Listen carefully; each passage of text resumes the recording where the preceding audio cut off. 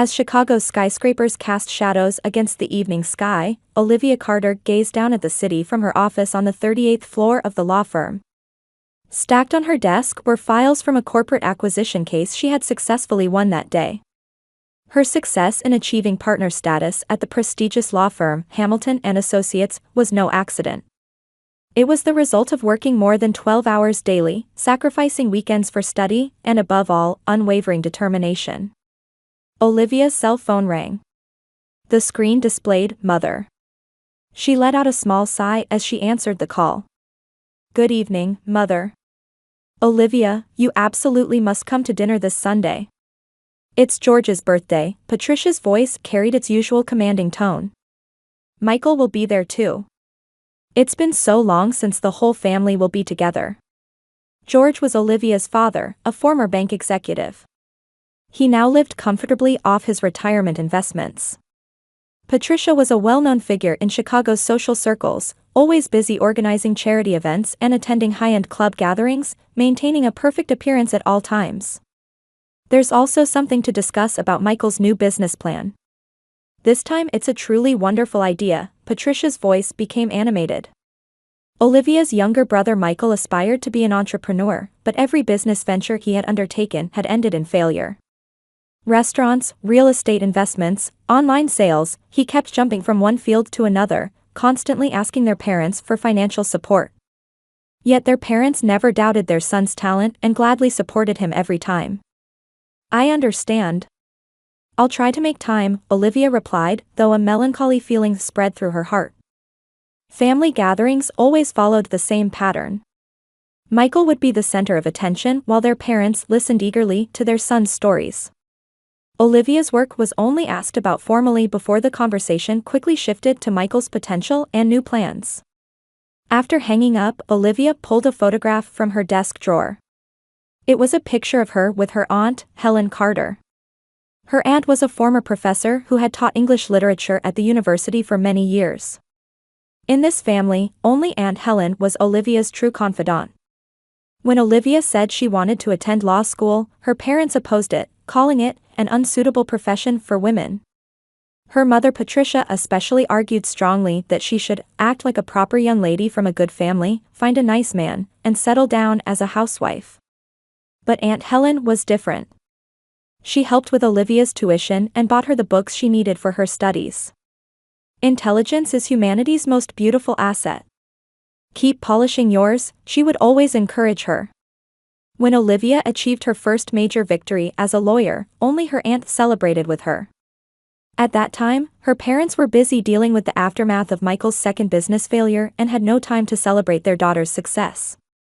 Aunt Helen threw a celebratory dinner at an upscale restaurant. "You carved your own path through sheer determination. Be proud of yourself," she said with tears in her eyes. Every Christmas, Olivia's joy came from spending quiet time alone with her aunt at her house. Those moments by the fireplace, reading books while listening to the wisdom her aunt had gained from her life experiences, were more precious to Olivia than anything else. Her aunt had married young but lost her husband early and had no children. Therefore, she cherished Olivia like her own daughter. "Heart connections matter more than blood connections," was something her aunt often said. True family consists of people who understand and support each other. Olivia returned the photograph to her desk and looked out the window again. The lights of the high-rises sparkled like jewels. The success she had built was certainly wonderful, but she sometimes felt overwhelmed by deep loneliness.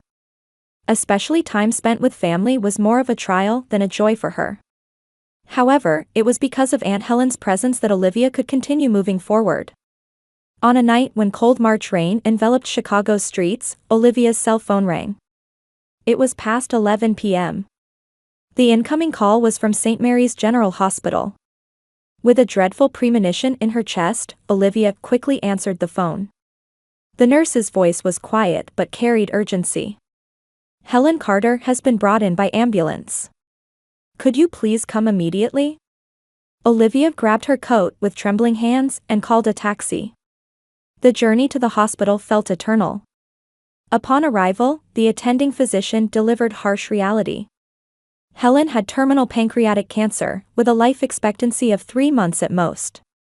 Moreover, she had been fighting this disease alone. Why did you carry this burden alone? Olivia cried as she held her aunt's hand in the hospital room. I didn't want to worry you, Helen smiled weakly. Besides, you have a wonderful life ahead of you. I didn't want my illness to halt your progress. From that day forward, Olivia visited the hospital daily between work commitments. While caring for her aunt, the two developed an even deeper bond than before. Helen reflected on her life and shared many life lessons with Olivia, her experiences guiding many students as a university professor, the strength she found to overcome the sorrow of losing her husband, and above all, the meaning of love. Olivia, there's something I want to tell you one last time. One night, Helen took out a small old key from the bedside drawer. This is the key to my safe deposit box. If you ever need to know the truth, open it. But not now. When the time comes, you'll understand. Olivia was confused but, compelled by her aunt's serious expression, accepted the key. What truth, Aunt Helen? When you need it someday, everything will become clear, Helen smiled gently. For now, treasure our time together. In early May, Helen passed away peacefully. Olivia held her aunt's hand until the very last moment. When she whispered, "Thank you, Aunt Helen. I am who I am today because of you," Helen fell into eternal sleep with a peaceful expression. On the day of the funeral, Olivia was surprised. Many former students and colleagues attended, expressing their gratitude to her aunt. Professor Helen changed my life. I discovered the beauty of literature in her classes. She was always there to listen when I was troubled. Such voices could be heard one after another. Olivia realized anew how much her aunt was loved and respected by so many people. However, after the funeral, the situation changed completely. On the day the will was read, the true nature of the Carter family was revealed. When the will was read at the law office, shocking contents were disclosed. All of Helen's assets, approximately $2 million in cash and real estate, as well as her precious book collection, had been left entirely to Olivia. Nothing was left for her parents and brother. This is wrong, her father George stood up. Helen was my sister. I naturally have the right to inherit part of the estate. There are no legal problems, the lawyer explained calmly. Ms. Helen created this will in a mentally sound state. Her intentions are clear. Her mother Patricia's face contorted with anger. Olivia, you deceived your aunt, didn't you? Taking advantage of her weakness while she was sick to monopolize the inheritance. That's not true, Olivia protested with a trembling voice. I never even thought about aunt's inheritance. Liar, her brother Michael spat out. Use that money for my new business. We're family, aren't we? Michael, what are you saying? Olivia looked at her brother in disbelief. What do you mean, what? It's natural. Since we're family, it's normal to share. I'm confident I'll succeed this time. $20,000 would be enough. Her parents agreed. That's right, Olivia. Family should share, Patricia said. We need retirement funds too. You're earning plenty already. At that moment, Olivia felt deep disappointment. Her aunt had just passed away and she was grieving, yet all that came from her family's mouths was talk about money. There were no words of remembrance or gratitude for her aunt, only obsession with the inheritance. I cannot decide anything, Olivia said quietly. I want to respect aunt's wishes. For the next several weeks, phone attacks from her parents and brother continued. They hurled abuse at her. Have you forgotten family bonds? Ungrateful, you used your aunt. Olivia was deeply hurt but remembered her aunt's final words. True family consists of people who understand and support each other. While organizing her aunt's house, Olivia made many discoveries. In the study's bookshelf, letters she had sent and newspaper clippings of her articles were carefully preserved. A file labeled Olivia's Success contained all records from her law school days to the present, meticulously organized. In contrast, there were hardly any documents related to her parents or brother. Helen's diary was also found. It contained words like, Olivia is my pride, just watching her success makes me happy, there is true love here that transcends blood relations. And on the last page was written, "I want to entrust everything to Olivia. She will understand my feelings." Olivia closed the diary with tears flowing. She simultaneously realized the depth of her aunt's love and the coldness of her family. And as she gazed at the small key her aunt had entrusted to her, she had a premonition that someday she would learn its secret. The pressure from her family intensified daily, but Olivia maintained a resolute attitude. She decided to carefully manage her aunt's inheritance for donations to charity and her own future. She believed that the greatest way to repay her aunt, who had taught her the meaning of true family, was to practice those teachings. On an October afternoon, Olivia stood in front of her family home's entrance. Today was her birthday. 5 months had passed since Helen's death, and her relationship with her family remained as cold as ever. Since the heated argument over the inheritance, conversations with her parents and brother had been kept to a minimum. Nevertheless, her mother Patricia had strongly requested that she absolutely must come for birthday dinner, and she couldn't refuse completely, so she had come this far. Opening the heavy oak door, the usual luxurious chandelier greeted Olivia. This house, maintained by the wealth George had built through investments, was particularly eye-catching even in Chicago's upscale suburban residential area. But to Olivia today, that luxury seemed nothing but ostentation. "Olivia, I'm so glad you came," Patricia appeared. She was dressed as always in perfectly styled hair and an expensive blouse. However, there was something unnatural about her smile. "Your father and Michael are waiting in the dining room." Stepping into the dining room, her father George looked up from his newspaper. "Hey, Olivia. Happy birthday." His voice feigned superficial warmth, but his eyes were cold. Across the table, her brother Michael was playing with his smartphone while glancing up at Olivia. "Happy birthday," Michael's words lacked sincerity. He was still obsessed with new business plans and had recently become passionate about cryptocurrency investment talks. He seemed to still hold a grudge about not being able to share the aunt's inheritance. The table was indeed set with luxurious food. Roast beef, which was Olivia's favorite, Caesar salad, and even the chocolate cake she had loved since childhood were prepared. However, this thoughtfulness conversely heightened her anxiety. For the past few months, her family had not been this kind to her. "Come, sit down," Patricia recommended a seat. "Today is a special day, so we want to celebrate with the whole family." The meal proceeded in strange silence.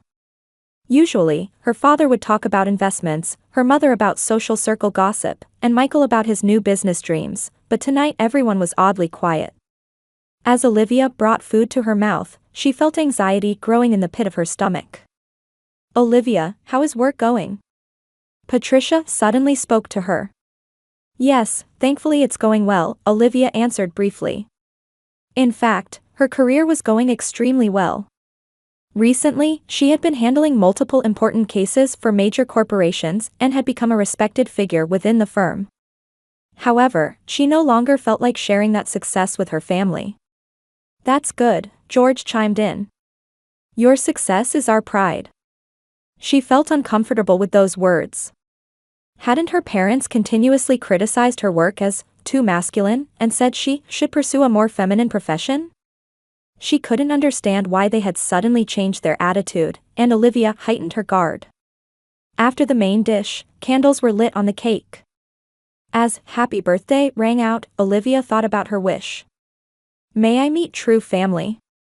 May I encounter someone who understands me like Aunt Helen?" With such wishes in her heart, she blew out the candles. "We have a present for you," Patricia stood up. "Something very special." She took out a thick envelope from the sideboard and placed it in front of Olivia. The envelope was heavy, with the weight of legal documents. Olivia opened it suspiciously. What emerged was a properly bound document. The cover read, "Family Relationship Dissolution Notice." Olivia couldn't believe her eyes.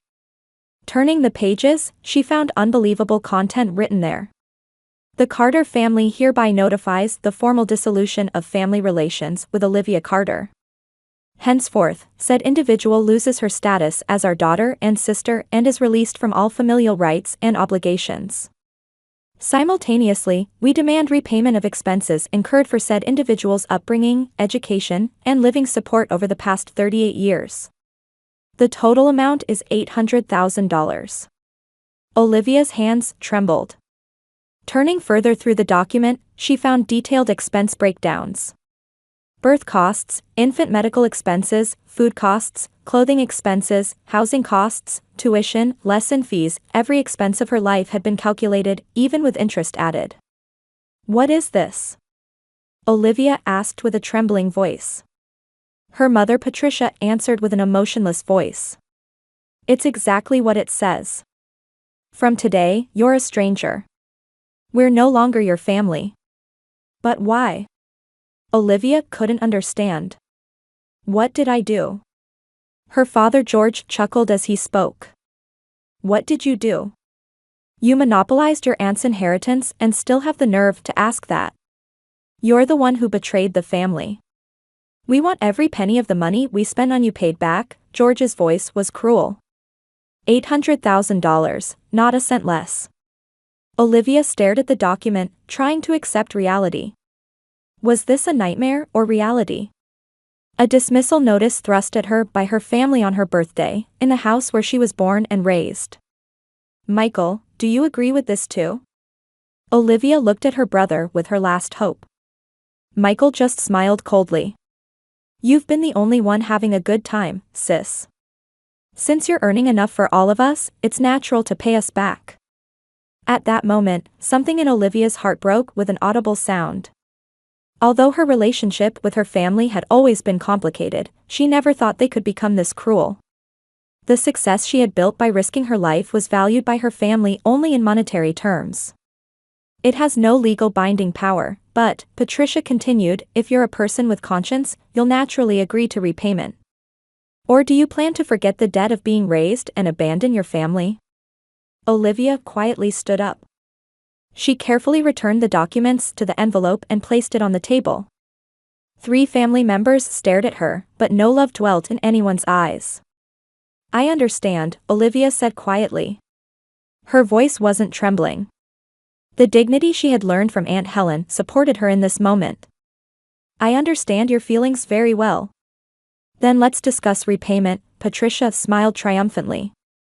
"How about $100,000 monthly?" "No," Olivia shook her head. "I never said I would repay anything. I'm just saying I understand your true nature very well." George's face turned red. "You ungrateful child. How much we did for you." "That's enough," Olivia calmly interrupted. "Today I learned something important. What true family is, and what false love looks like." She picked up her handbag and left the dining room. Looking back at the entrance, the 3 stood there in shock. They probably thought she would submit. "Goodbye," Olivia said quietly. "Take care."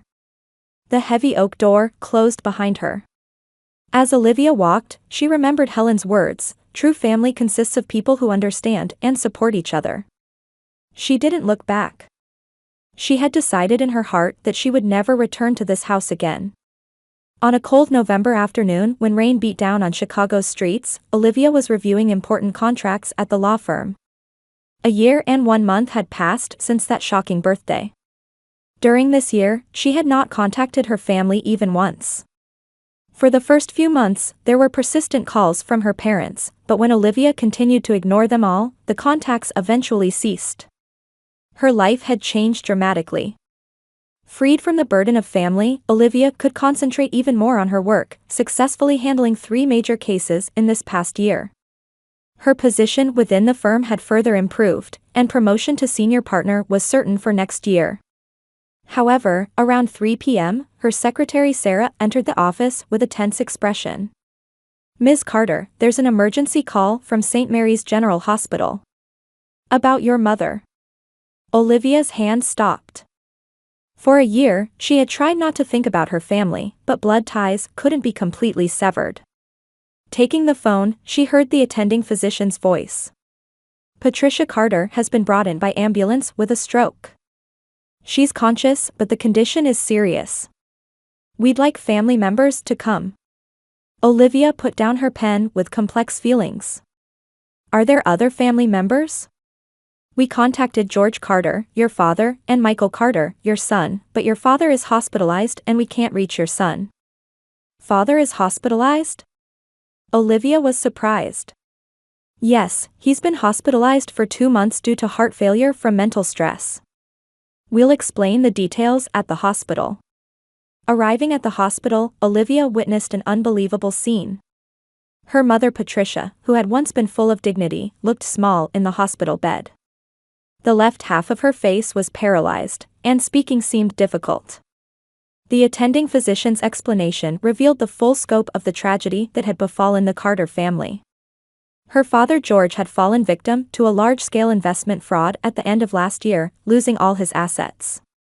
The investment advisory company he had entrusted with his retirement asset management was actually a fraud group, and not only George but many elderly people had been victimized. Your father suffered losses of nearly $8 million, and combined with remaining mortgage debt, became completely bankrupt, the doctor explained. The mental shock caused heart failure, and he's currently receiving treatment at the state hospital. Your mother's high blood pressure also worsened from extreme stress, leading to this stroke. What about Michael? Olivia asked about her brother's safety. He accumulated even more debt with his last investment and is currently missing. It seems he's being pursued by creditors. Olivia was speechless. The family that had tried to extort $800,000 from her a year ago was now completely ruined. It was ironic fate. When she faced Patricia in the hospital room, she could see tears in her mother's eyes. Speaking was difficult, but her eyes clearly conveyed something. Perhaps feelings of apology, or maybe a plea for help. Mother, Olivia called out quietly. Can you hear me? Patricia slowly nodded. She tried to grasp Olivia's hand with her trembling hand. At that moment, Aunt Helen's words revived in Olivia's heart. True family consists of people who understand and support each other. And she remembered the small key her aunt had entrusted to her.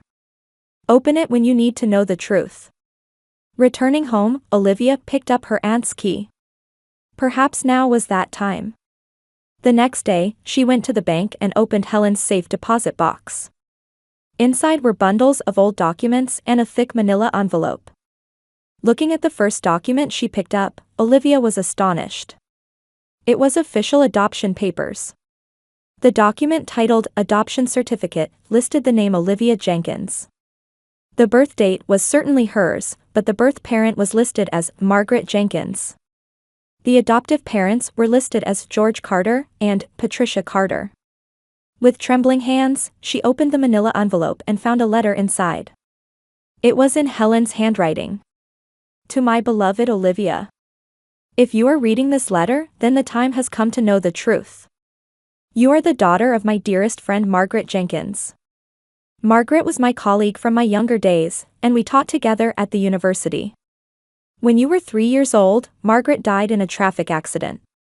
She had no relatives and had consulted with me about your upbringing.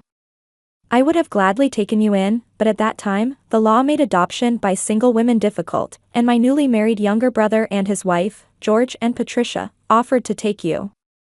They were to receive government child support payments and the life insurance money Margaret had left behind. The total was about $500,000. This amount should have been used for your education.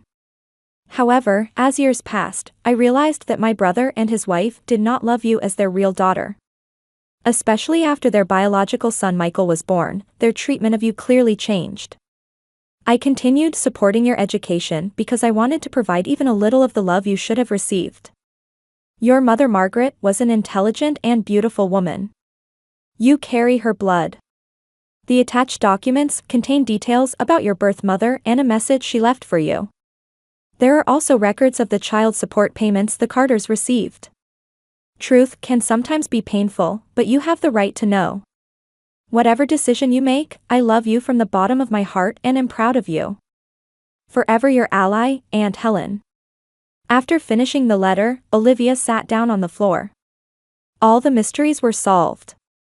Why she felt different from everyone else in the family, why her parents favored only her brother, and why only her aunt understood her. The attached documents also included a letter from her birth mother, Margaret Jenkins. Written before Olivia turned 3, it said, "If anything happens to me, please take care of this child. This child has infinite potential. Please raise her with love." Even more shocking were the child support records.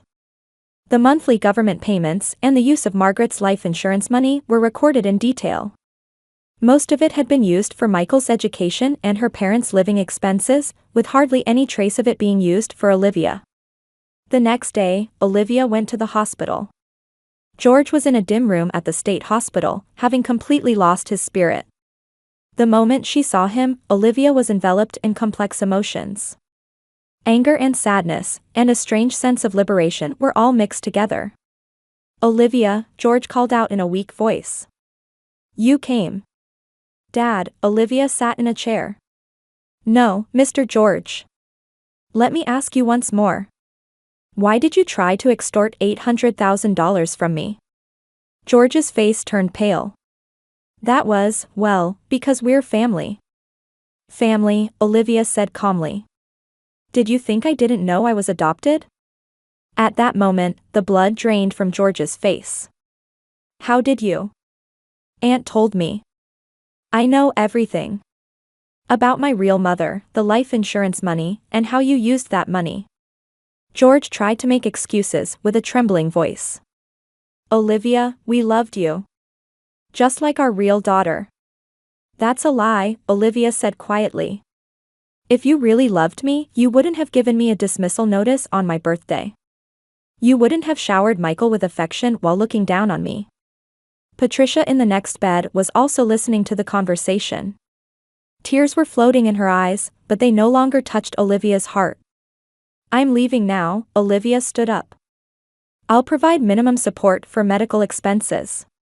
But don't expect anything more than that."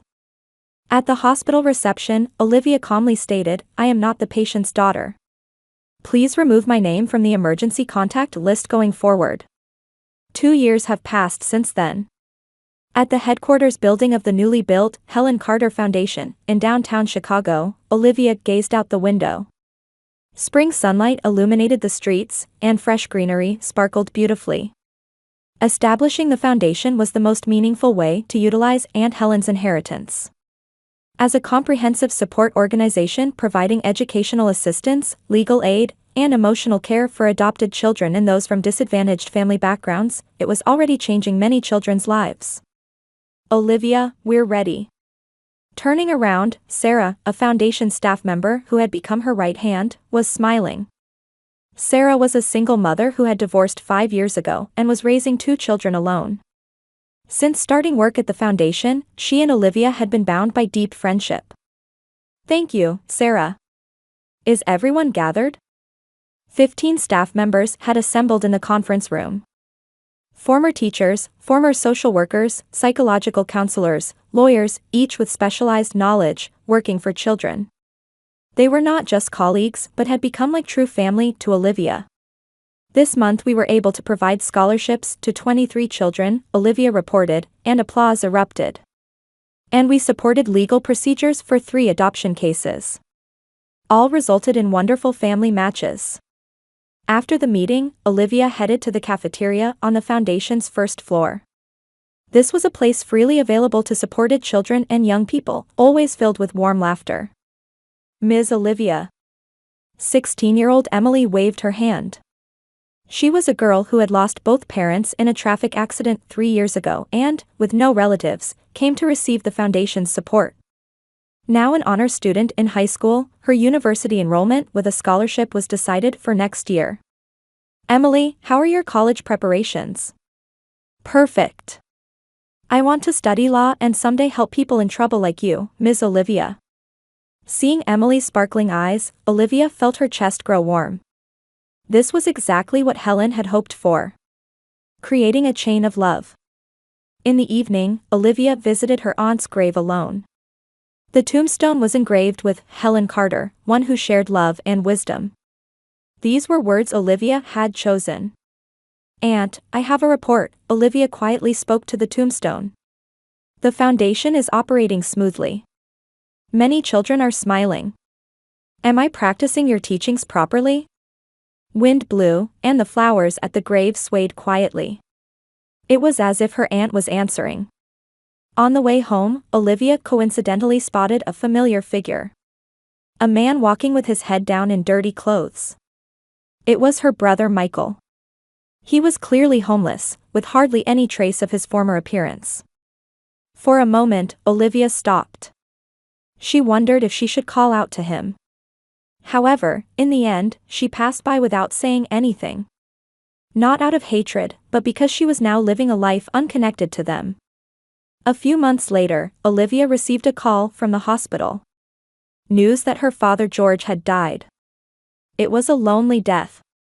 Only a few people attended the funeral, and her mother Patricia attended in a wheelchair. Olivia also quietly saw him off from a distance. After the funeral, Patricia approached Olivia in her wheelchair. Her speech was still impaired, but she desperately tried to convey something. "I am sorry," were words barely audible. Olivia quietly nodded. "That's all in the past now. Please take care of your health." That was their last conversation. The foundation grew to have branches in 5 states, and she became a nationally known philanthropist. However, what mattered most were the bonds with her foundation colleagues who spent each day together and the children they supported. True family consists of people bound by love. Aunt Helen's words were now completely understandable. Not blood relations or legal relationships, but people who understand, support, and love each other, these are true family. At the foundation's Christmas party, surrounded by over 100 children and staff members, Olivia thought. Everyone here was her real family. Here was a new form of family that Helen's love had created.